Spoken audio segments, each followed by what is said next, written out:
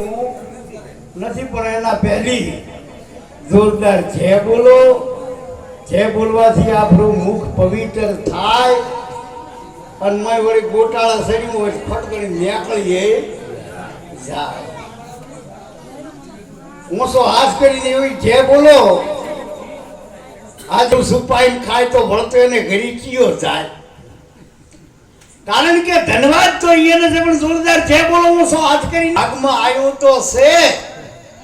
ધન્યવાદ છે એમને જે બોલનારાને ધન્યવાદ છે.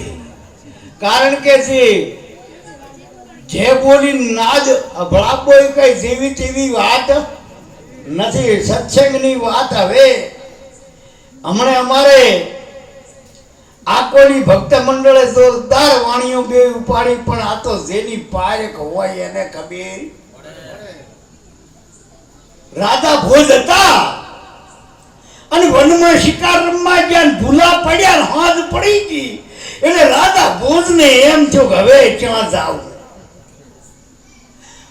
લાય લાય આતારી તો આ દીવા થાય છે તારે કોળાયાના દીવા હતા ફાનસું હતી એટલે ઝાડ ઉપર સરીને જોયું ત્યાં દીવા ટબકતા ભાડ્યા કે અહીંયા જાતો રહું કોઈ જનાવર મને વખો પાડે ટવકો પાડું તો અહીંયા આવે તો ખરા. એટલે રાધા ભોજ અહીંયા ગયા તારી એ ભજન સારું.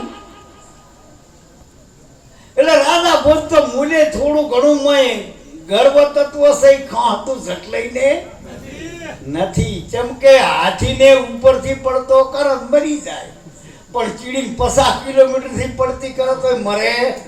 જેમ કે જાણી છે અને તું એમ આપણે થોડા ઘણા જાણા પણ મેળ પડે એવો છે ને આ પડે એવો નથી. રાધા ભોજ લાકડાનો ઢગો પડ્યો તો એ ચંદનના લાકડા ઉપર જઈને બેસી ગયા. કેમ કે પણ ભાઈ બેહવાનું તો એને થોડું ઘણું ઠોઠું તો ખરું કે.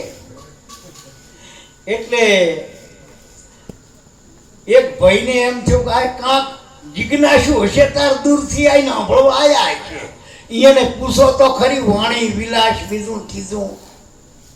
એટલે કે ભાઈ તમને કોઈ વાણી બીજી ગાતા આવડે છે કે ના?